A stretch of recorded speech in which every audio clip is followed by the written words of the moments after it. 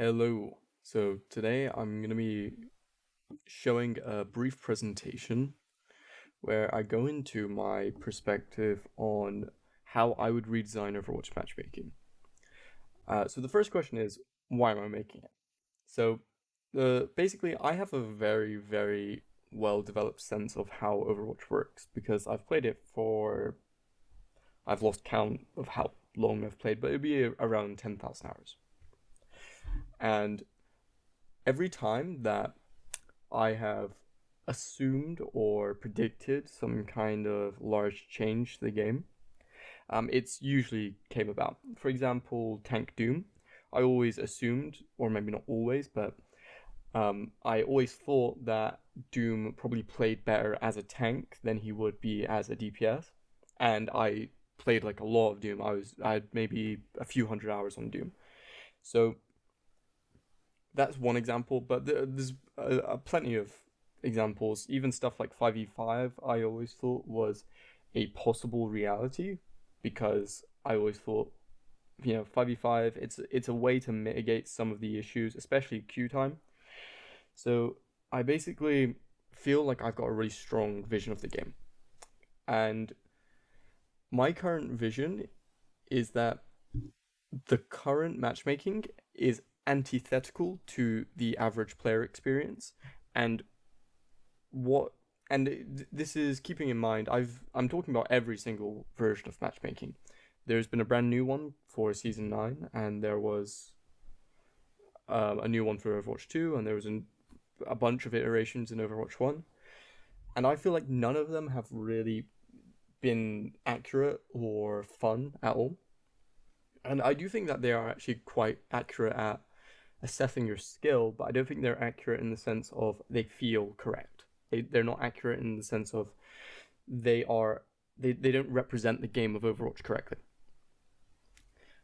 And in order to counter this and kind of figure out a way to deal with it, I've looked at a whole bunch of different games, stuff like Faceit, League, all and Elo, and a whole bunch of different matchmaking systems, and I've more or less figured out what I think would actually work. So these are the topics. We have new ranks and cosmetics, Elo versus Helios, and Helios is a sort of spin on the Elo system. The pick ban system, the karma system, trimming and reorganizing the overall kind of layout of the game, scrims and tournaments, and strike teams and factions. So there are varying levels of realism to each one of these topics, and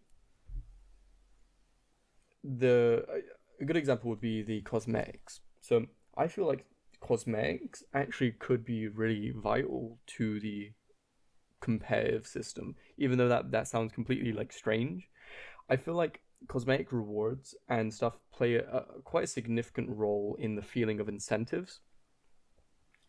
And I say this because of how it works in TF2. So in TF2, you have tournaments and like community competitive, and you gain like little medallions for winning or like placing well.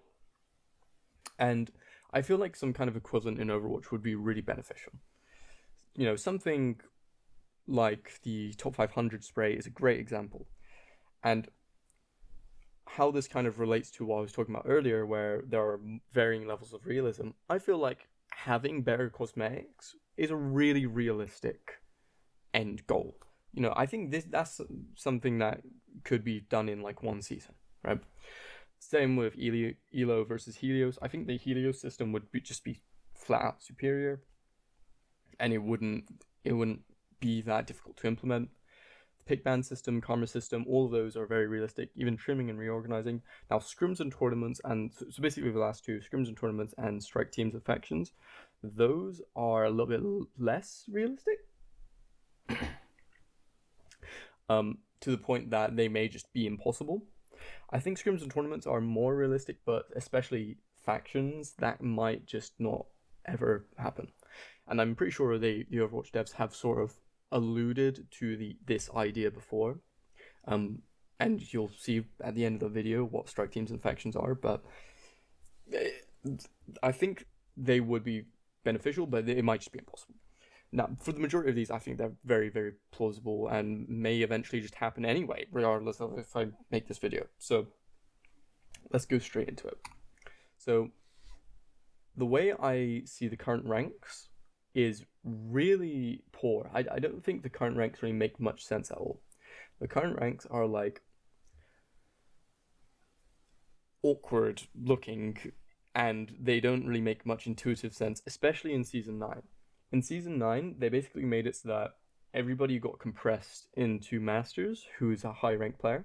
So if you're top 500, GM, or Masters, or even like high diamond, you're just a Masters player, which I just think makes no sense. Like that's just an absurd system, and you really shouldn't do that, because then the matchmaking becomes way too chaotic.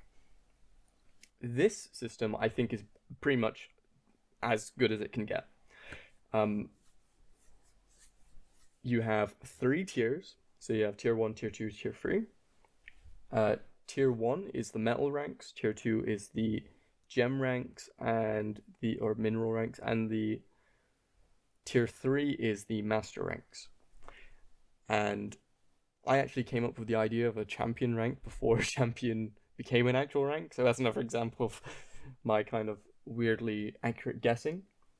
So this little section at the very bottom, the population spread, this is just a description of how I think it would make sense to disperse the population. So currently right now, in between tier 2 and tier 3, there is like a huge spike.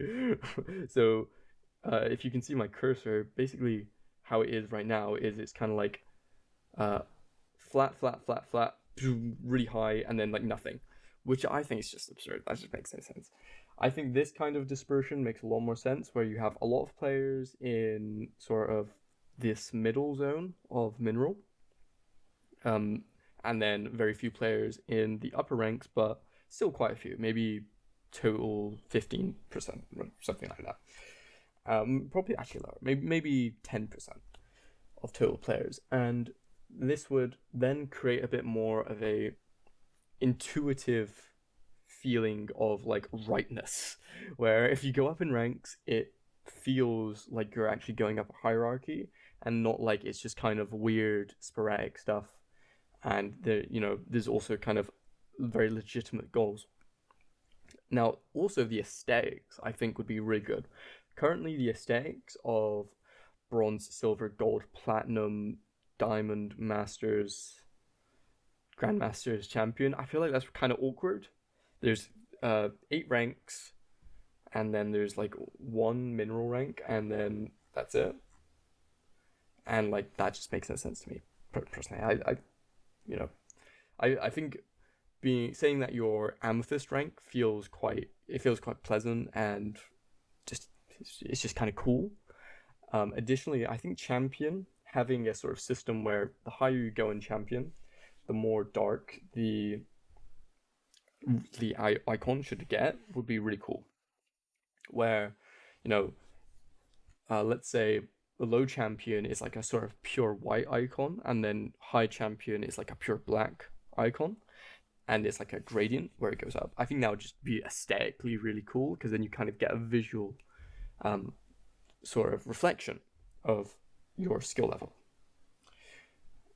And similarly with the mineral ranks, it's also kind of cool because you get these very bright poppy colors, and it fits in with the sort of diamond aesthetic, etc. So I feel like this just would be superior. Now, top 500. I think top 500 should just add a thunder effect over top your current rank. So basically an overlay. It shouldn't replace your icon, and the color of the thunder should reflect the rank you're at, and then it also adds like your number.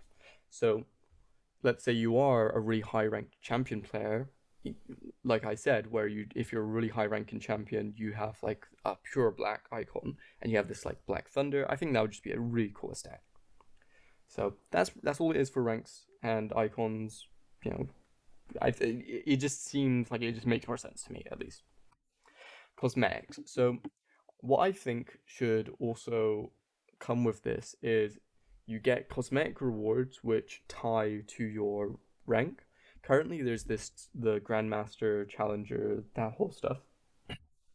I think that's cool, but I think getting actual uh icon like weapons would make a lot more sense than the current gold weapon system, where if you're a really high ranked player, you get a certain type of weapon. So if, like I said, with champion, let's say you're a high ranked champion player and you get like a really cool jet black weapon, I think that'd just be awesome. Same with the gem ranks. If you got like an amethyst rank, you get this like purple weapon, and it doesn't seem like that would be a particularly difficult thing. It's just color swaps, or hue shifts if you want. So I think it just makes a lot of sense. So also hero specific players. So currently there's this hero mastery system, which I think doesn't really serve any purpose. What I think the hero mastery system should do is you get a player border like in Overwatch 1. So if you see down here in the top bottom left, you get these like player borders where you could go all the way up to like diamond, or yeah, I think it was diamond player border. And what I think should happen is you get your hero mastery thing, and then you get a player border specific to your hero with that hero mastery thing. So let's say you are level 50 hero mastery on Tracer, you would get a literal player border which shows that you're level 50 hero mastery on Tracer, and whenever you do play Tracer, you get this little icon. But if you play another hero, let's say you play Soldier, you don't get that icon. So it kind of gives you a visual progression as you play, and other players can see that. Whereas how it currently works is it's just kind of like, just it doesn't even show up really. You have to actively search for it. And I also think your competitive rank should also just show straight up like that. There's no reason to not have your rank show on your icon or on your player border. The only reason that I can think of why they removed it is people were bullying people or felt bad about their icon, which I think's frankly kind of absurd. That is just that's just a strange way of thinking about things. And when I first played Overwatch, I was like gold, and having a gold icon didn't shake me to my core. It's fine, like you're just a gold icon. And if anything, it kind of reinforces the idea of the value of being a high ranked player. So, it just seems better. So now, Elo versus Helios. So the way that Elo works in Overwatch is it's kind of a perverse version of Elo. So it does the normal stuff. It tracks your wins and losses, taking or giving points in relation to the wins or loss, and then weighs points of various players to give more points to lower players and less points to higher players, basically. It uses MMR, a hidden rating, to increase the precision of these points. Then what MMR does is it accelerates or decelerates progress up the point scale to minimize unfair games. Now, what this basically means is Elo is actually kind of a secondary system. Instead, MMR is the primary system. And the MMR basically looks at your games and it says, oh, you deserve Masters 2, right? And then it will sort of give you easier or harder games, or it will give you more points or less points depending on what that MMR is suggesting.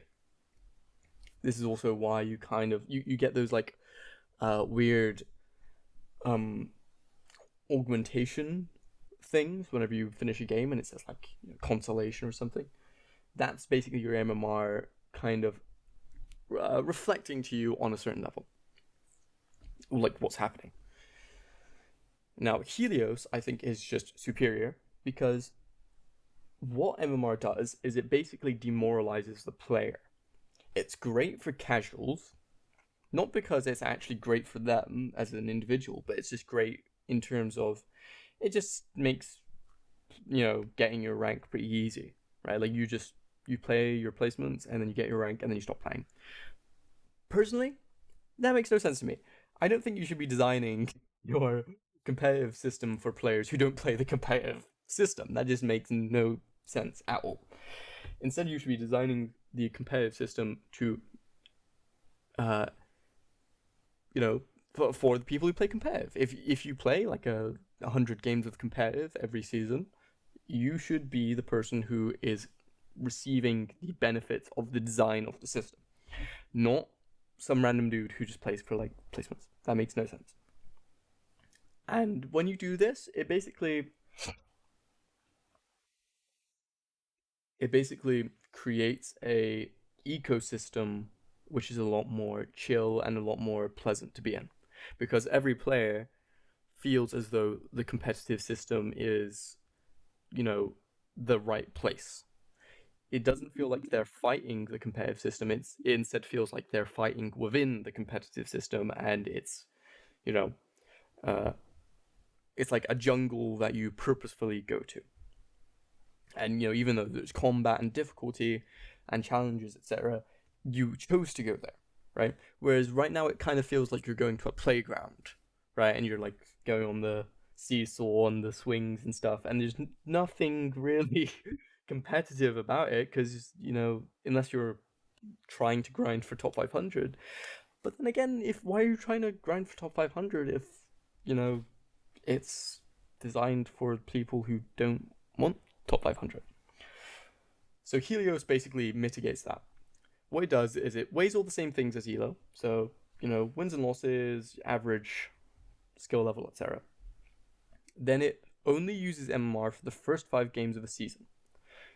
This basically gives you all of the benefits of the original system, where you can, you know, really accurately assess a player's skill level and get them into a really accurate game or accurate skill range really quickly. But it also has the bandwidth of change.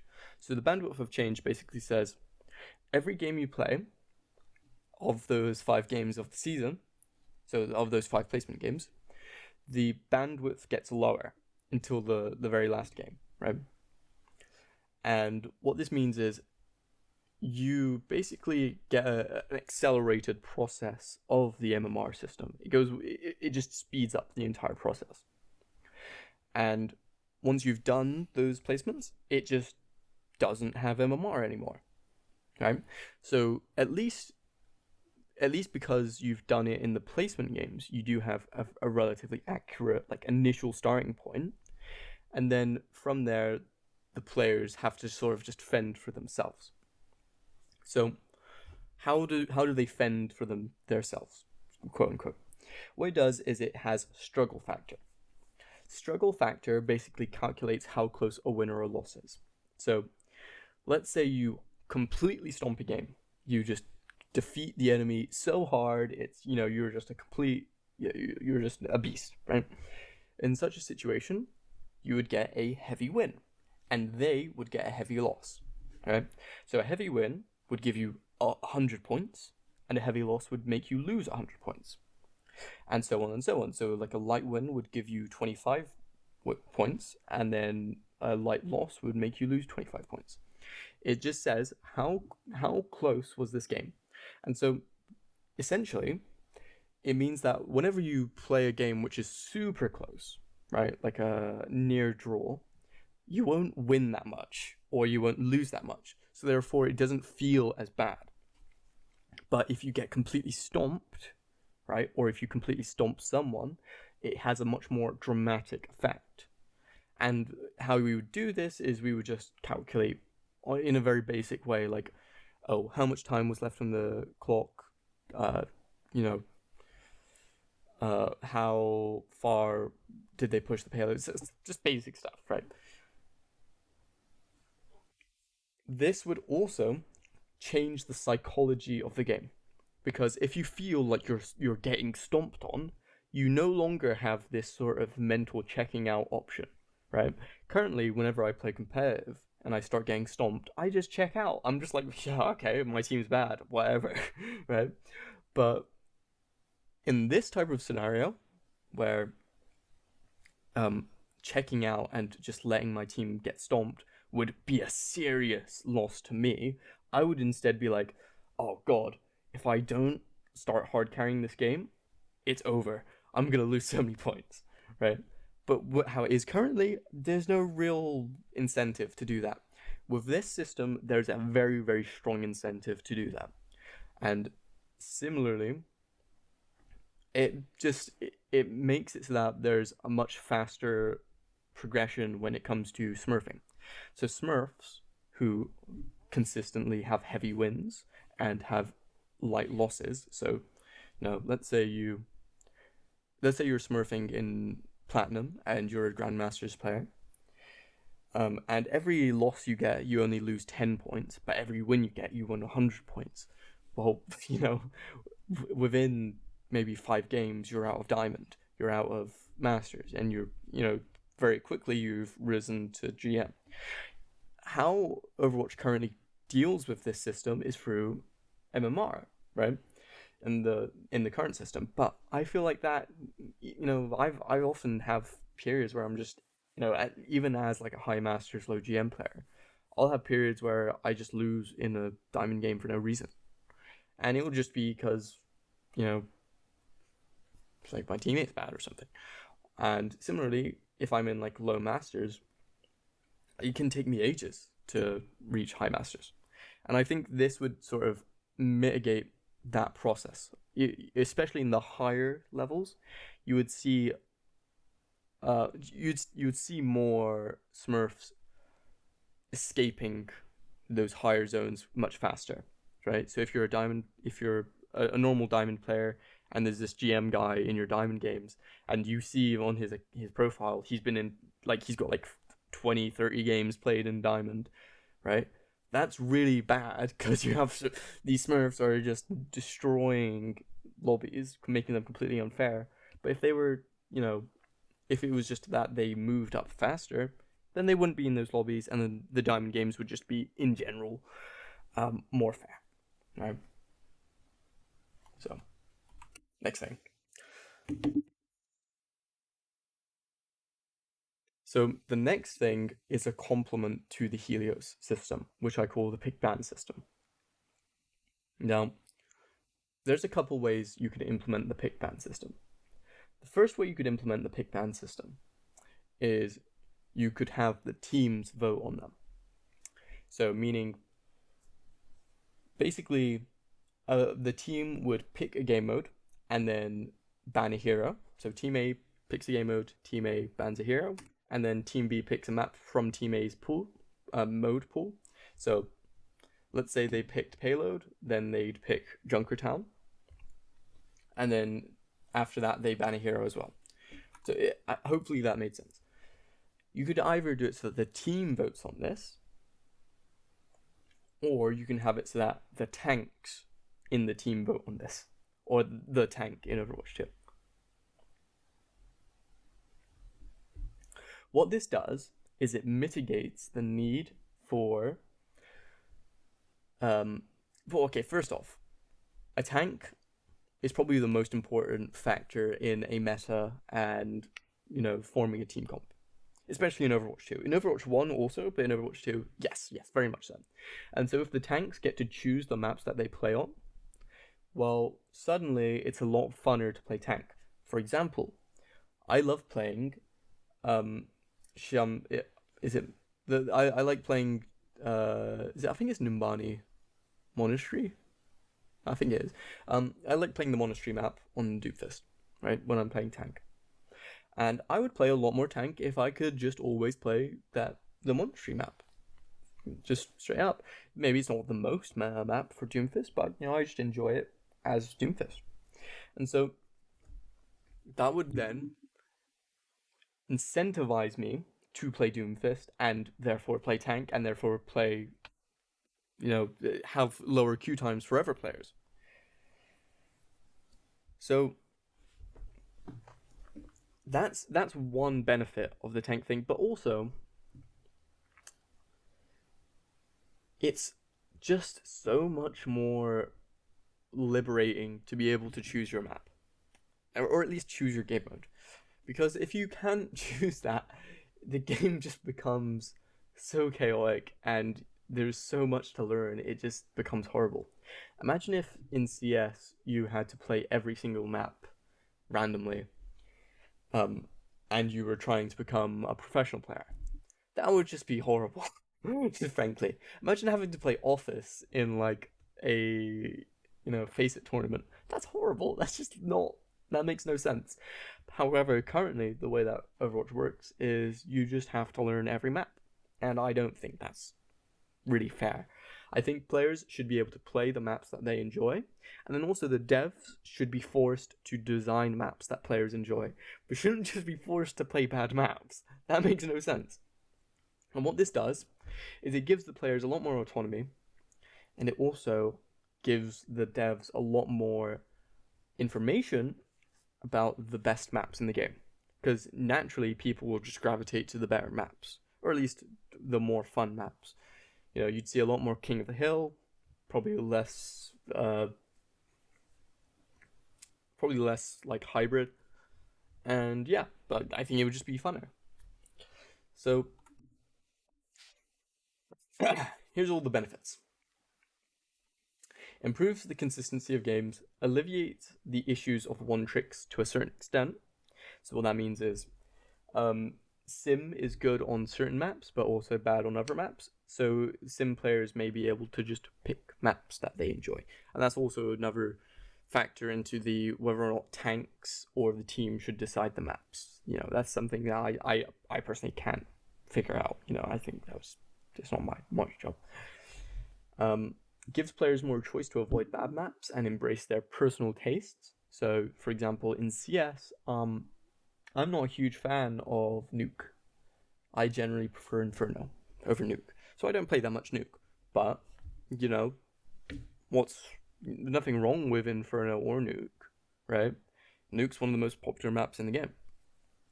So it's nice that the game lets me choose to not play Nuke, right? It isn't so heavy-handed / different that it would feel weird. I think this would just feel pretty normal if we had this in competitive. It would just be pretty much nothing.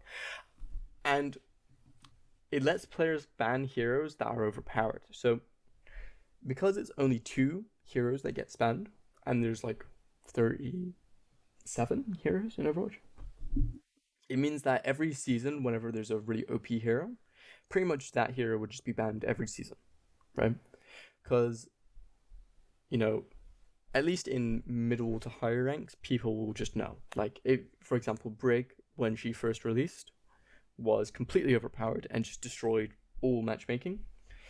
And if bans existed then Brig would never have been played. You know? And I think that would just make the game awesome. Gives the devs important feedbacks about player preference. So this is what I said about the maps, but also the heroes. It gives the devs knowledge about what is actually a broken hero. Currently, what devs do is they look at win percentages, which is just absurd. You should not look at win percentages to figure out which heroes are more powerful or less powerful, because there's so many factors that go into a win percentage that it basically becomes an arbitrary value. This instead becomes a really useful thing where it basically just says, oh, these heroes never get banned, but these heroes always get banned. The heroes who are always getting banned are probably overpowered, and the heroes that are never getting banned are probably underpowered, right? Encourages you playing in a group, since that means you can pick your maps as the majority. So this would be, if you're in a team, you have more of a say about what maps you're playing, right? Queuing as a 5-stack would suddenly become really meta, because you can now just pick the map you enjoy. Now, maybe that's overpowered. I don't know. Maybe it is. But, you know, I can't say. We haven't seen it being implemented. This is the last thing. Pick / ban would not be used in non-competitive. So, you know, I just don't see any reason to force casual players to have this system. I just think it's kind of a headache for them. I've had the idea of the karma system since 2017, which is a very, very long time, 7 years now, I'm pretty sure. And what I find interesting is basically the karma system was introduced sort of right around when I came up with it through endorsements. And the thing is, it's it's great that they did introduce endorsements, because I think it shows that they have an interest in this system, and I think this system would actually cure the concept of toxicity, right? Overwatch is known for having really toxic games. I think Overwatch 2 has had less toxic games, but Overwatch 1 was like insanely toxic. And there's always been this question of how do you fix toxicity? How do you fix toxicity? And I feel like the answer is really simple. And the karma system is how you fix it. And the fact that the devs don't see it when they came so close to it with the endorsement system is really interesting. I don't really understand how they missed it, but yeah, it's very interesting. Basically, the issue with the devs' approach to toxicity is, well, first off, they had this absurd devlog thing where they were saying, guys, just please be less toxic, just be nicer to each other, it's fine, just be nicer to each other. And I hope I'm actually remembering this correctly, but that was a literal thing. They had Jeff Kaplan sit down in a chair and just go, guys, please, just don't be toxic. It's just absurd. Banning players is a method to lower toxicity, and I think that's probably why Overwatch 2 is less toxic. They probably just ban a lot more players, and also the community is more mature as a whole. So that's my guess, but the system of banning players is really bad in terms of being a really effective system. It's a necessary system, but it's not effective. Banning is always not a good system. What you want to do is you want to create systems which disincentivize bad behavior and incentivize good behavior. You can call this the carrot and stick analogy. And basically all of life is about this kind of carrot and stick thing, Some people want certain incentives and some people want to avoid certain disincentives, right? So karma basically creates a system which does this within the context of toxicity within a game. So the purpose is to put you into games with people of a similar karma level. High karma gets you into very positive games, low gets you into very negative games. Quote unquote, you reap what you sow. So you have demerits, which you basically report someone or you demerit them, which basically lowers your karma. And you have merits, where you get into a game. A merit is basically a positive thing. So that's basically endorsements. You say, oh, this is, you're good. Thank you for being nice to me, or something like that. And then you gain a merit. And then you basically go up or down depending on the demerits or merits you get. And then how you would do this is, I'm going to show a little graphic on the screen. Basically, you'd have 3 types of merits, or 3 types of endorsements. You'd start off on endorsement level 3, and then you could either go up to 4 and 5, or you could go down to 2 and 1. Okay? So you have basically RGB, so red, green, and blue. Red means you are toxic, so it's the toxic endorsement, and it basically just means you're a bad player, you're mean, etc., etc. And then that lowers your level, right? And you can visually see it. So if somebody is a really toxic player, it literally shows they've got this big red thing on their endorsement level, and it's like, oh geez, get away from me. Then you have green, which would mean good teammate, and that would just mean that you are nice, you're positive, you're, you say GG, stuff like that, right? And you're not screaming at people, and you're, just nice to be around. And then you have blue, which means team leader. And team leader would be done by, being a communicator and giving shot calls and all that kind of, strategy stuff. And then you get into games with people of the opposite merit type. So shot callers get into games with good teammates. This is to create a more balanced communication style. So basically, some players are really good at communicating. Some players aren't. You don't have to be good at communicating. It's it's its own skill. I think the way that you deal with this, where some players are good and some players are bad at it, is you just pair them up. So if you have players who have a lot of good teammate endorsement with a lot of the team leader endorsement, you basically just get like as close to a 50-50 as you can, or it would probably be lower. It would be like maybe one or two team leaders per two team leaders out of the 5 players in a team. So, and you'd also have it so that your karma, basically positive merits matter more than demerits.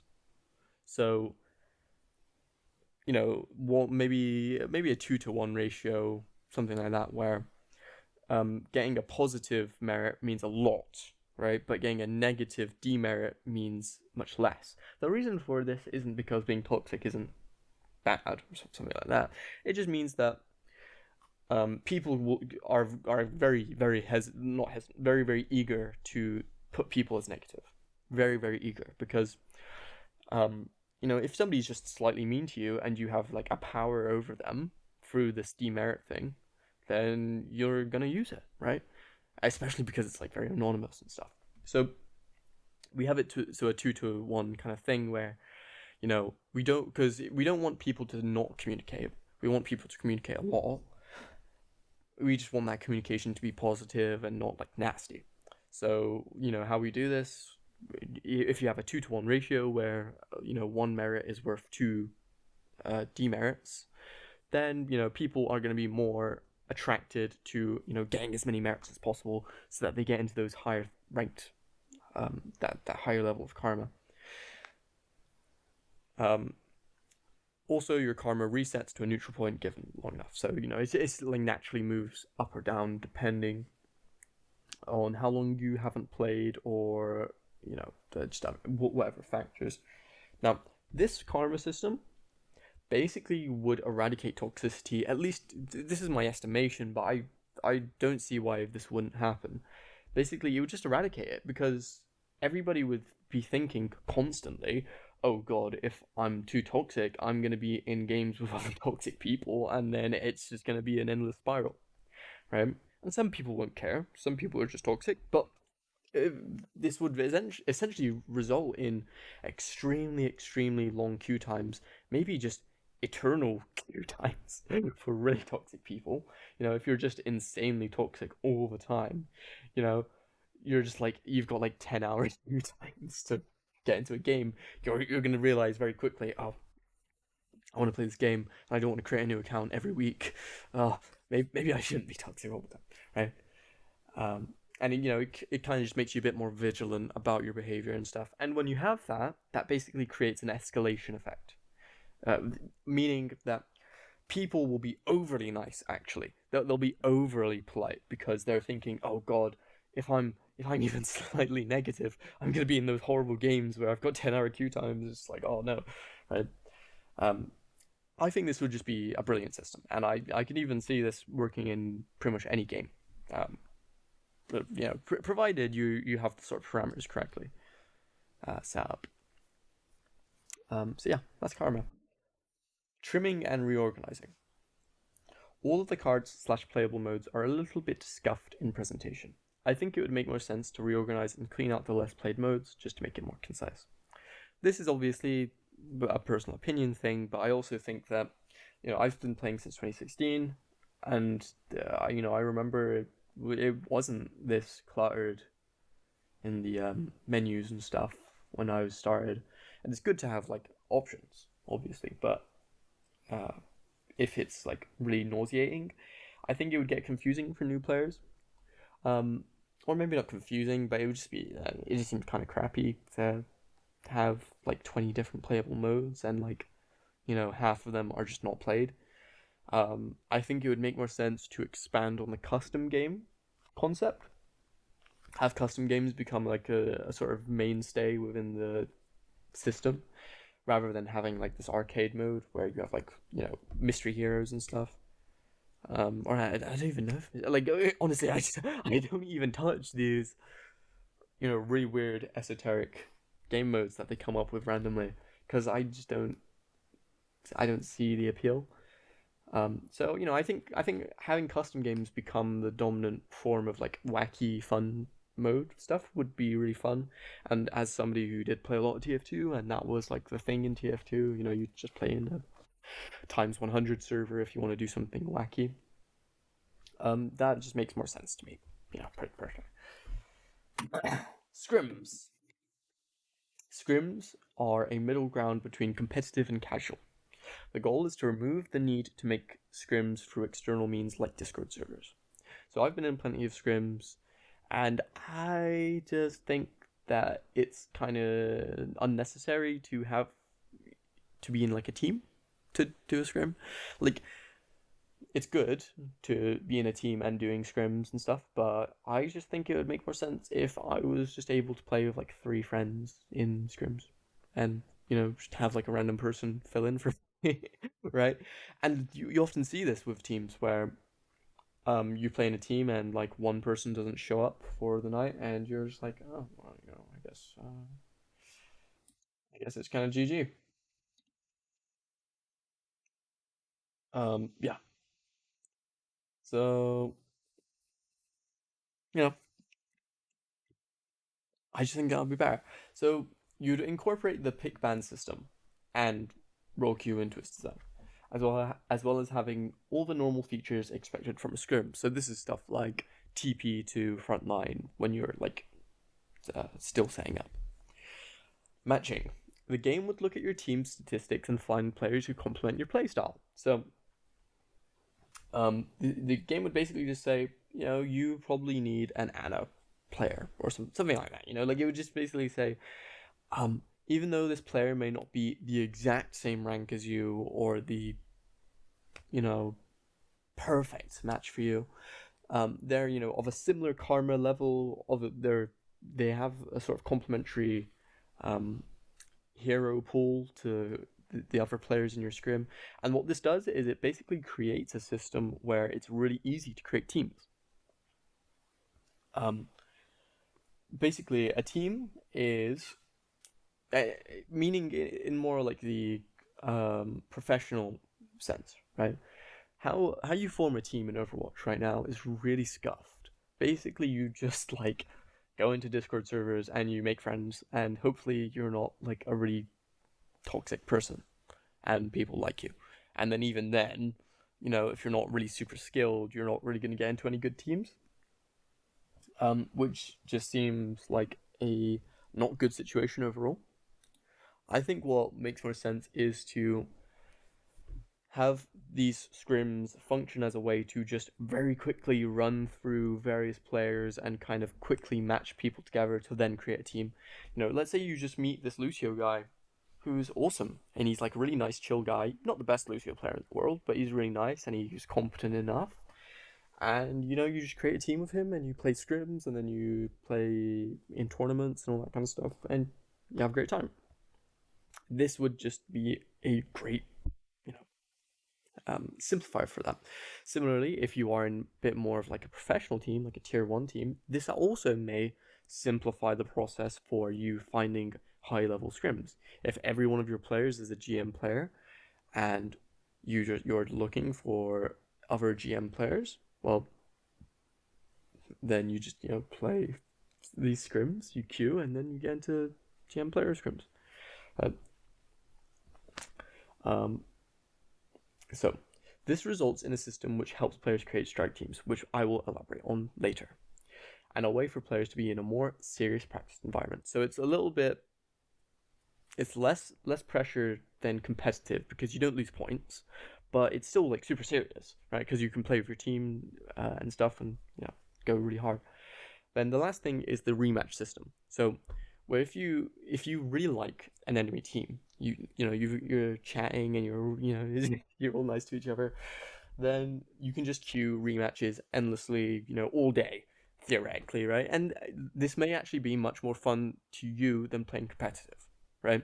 Having some enemy team that you're friends with, and you just can continually queue rematches against them. That may be way more fun than having to queue competitive and having new enemies and new teammates every time. Okay. So the next thing, tournaments. A place where strike teams battle to become champions. Held twice a season, is a double elimination style system which automatically organizes games. And then it has tier brackets where, depending on your rank within that sort of rank system I talked about, you get into different kind of competitions. So this sort of tournament system, basically, because it's only twice a season, so it's not a constant thing. It's just a small window, maybe twice a season on a weekend or just during a week or whatever. And it just automatically creates these tournaments, essentially, right? And because it's across the entire region, you have plenty of players to work through, and you don't have to actually, because of the way that double elimination systems work, you don't actually have to play that many games in order to win. I think even if you had like all 7 billion people playing, it would be maximum like 20 games or something. Like there's like an exponential kind of mathematical equation that goes into a double elimination system. So I think it would be a pretty nice balance, and so long as it's not the entire season, it's only for brief windows. It kind of also creates a mental thing, like a psychological thing, where it gives you something to look forward to in the season. You're like, oh, it's the mid-season tournament. Oh, let's go. I'm hyped up. Oh, it's the end of the season tournament. Oh, let's go.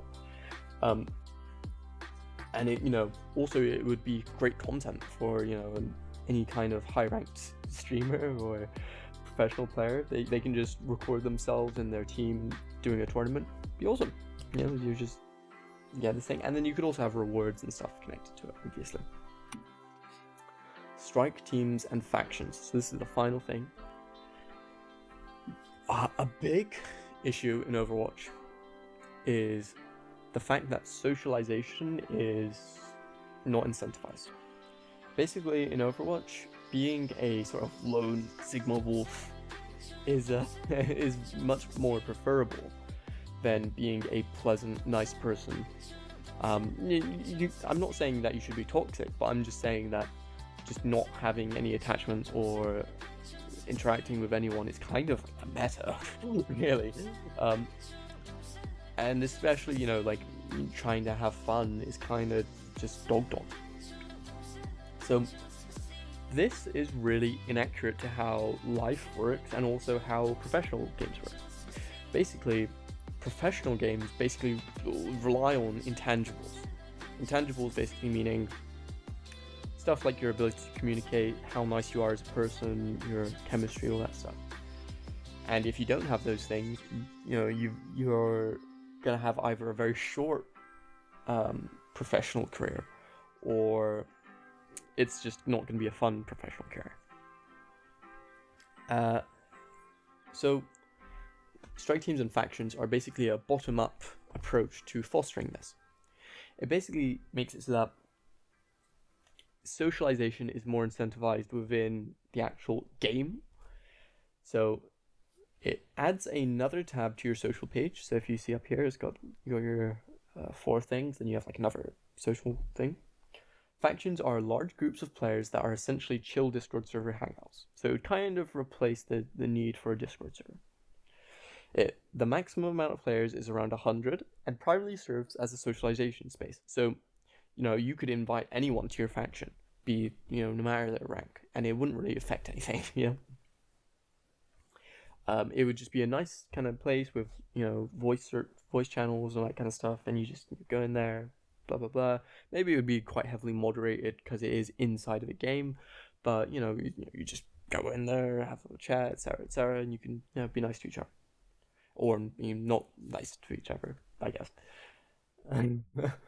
And additionally, you could even have a literal in-game virtual world too. So this kind of harkens back to like MMOs, where you can have like MMO bases, kind of like Warframe.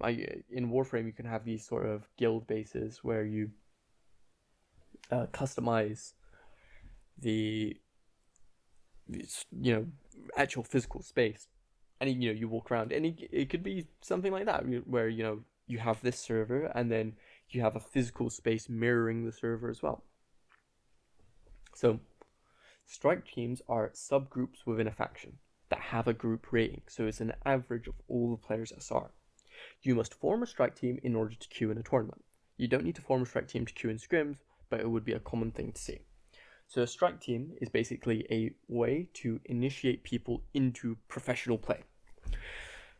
A strike team would be something that shows up on your, social, your career profile and all that stuff, and it'd be like, oh, this guy's in this strike team. The goal is to kind of give you like this clan or this sort of subgroup, and I feel like it would be quite intuitively fun, right? So you join a faction, you make some friends within the faction, and then you create a strike team within the faction. And then within that strike team, you can then start queuing in scrims or competitive or tournaments, etc. And you get this kind of very,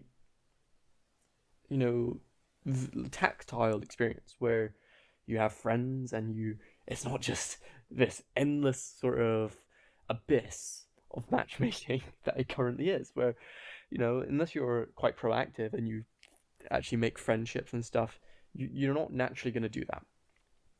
Naturally, what happens is people are usually pretty hostile to each other, and unless you really, really go high rank, you're probably not going to be known in the community at all, right? In the wider Overwatch community. So I feel like these strike teams and these factions would kind of solidify the Overwatch community into being like an actual physical place, rather than this sort of nebulous, abstract, void.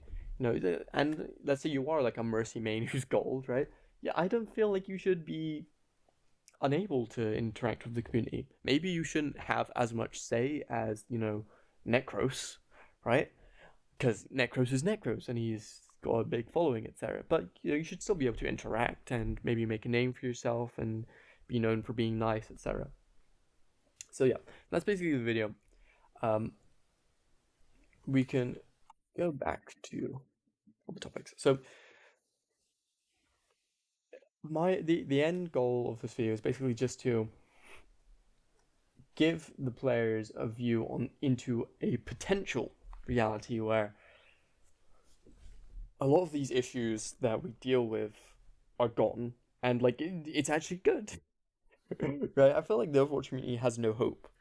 We're kind of just beaten down, abused, broken, and I think we need to know that there is a potential world where a lot of these issues are gone, and the game can be fun and it can be designed well, and there's issues around all this stuff. Solutions around all these issues, and it's not hopeless. So yeah, if you like this video, etc., subscribe, blah blah blah. But I think more importantly is if you actually agree with the the message and the potential propositions, spreading the video, or at least spreading the ideas in the video would be great. So yeah, thank you for watching.